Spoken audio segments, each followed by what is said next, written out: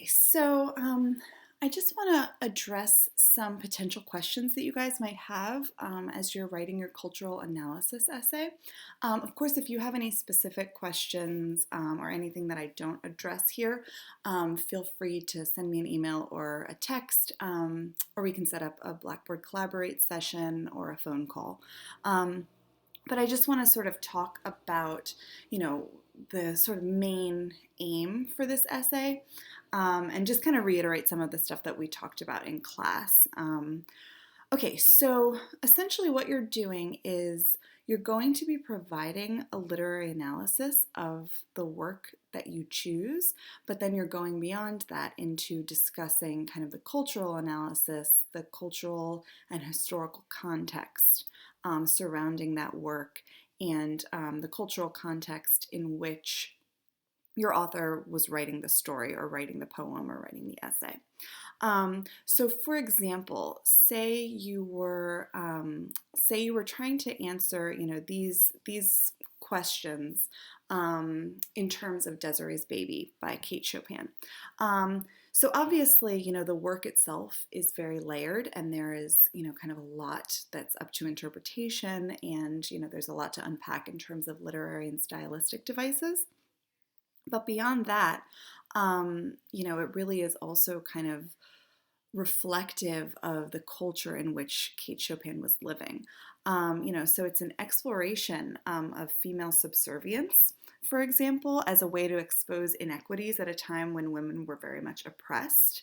It is an exploration of racism, of the way that people's identities were shaped by what she kind of reveals to be these arbitrary kind of aspects, in the way that we see, Armand's perspective of Desiree completely shift, his love for her completely die out by something out of her control and something that, had no impact when he didn't know about it. Anyway, so we see the way that the norms of society are reflected in the story, and as a result, she exposes the shortcomings of society as a means of kind of early feminist and early abolitionist activism, right? So she herself is kind of acting as an activist in writing and exposing these flaws of the society that she lived in. So that's an example of how, someone who's writing fiction can do this. Obviously, if you have someone like Booker T. Washington or W.E.B. Du Bois or Langston Hughes, some of the cultural exploration is a little bit more explicit. So, for example, Du Bois's work was explicitly rooted in his criticism of racism in America and his plan for eliminating it. So the culture of the time is really overtly reflected, and we can see in his legacy the way he influenced culture and society through his writing. Okay, so anyway, cultural analysis can really work with any medium, be it fiction, be it poetry, and obviously, of course, be it, nonfiction or essay format.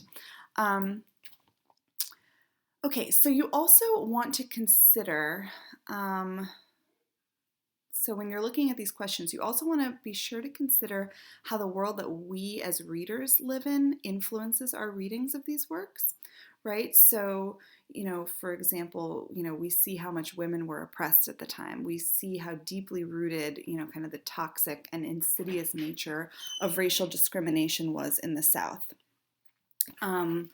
We look at the work through the lens of how much things have changed, and we can recognize how subversive the work likely was at the time of its publication, right? So, Kate Chopin was voicing what was at the time a predominantly unpopular opinion.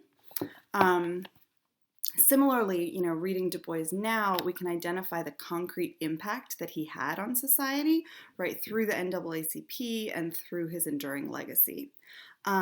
We can also see the ways in which culture and society hasn't had a complete paradigm shift, right? Racism and bigotry still exist, and certain facets of Du Bois's goals have still not been completely achieved. Okay, so some things to remember. Remember to include the literary analysis of the work, but be sure that the primary focus is on the role of culture. Um, Remember that the essay won't just focus on the piece of writing, but also on the writer, him or herself. For example, the ways that Chopin and Du Bois were influenced by their contemporary culture and how their writing might have had an impact on culture and society. Remember that you can use as many outside sources as you like. There's no minimum, there's no maximum. But sources beyond the textbook will likely be really helpful in your discussion, since you'll want to include, cultural and historical context.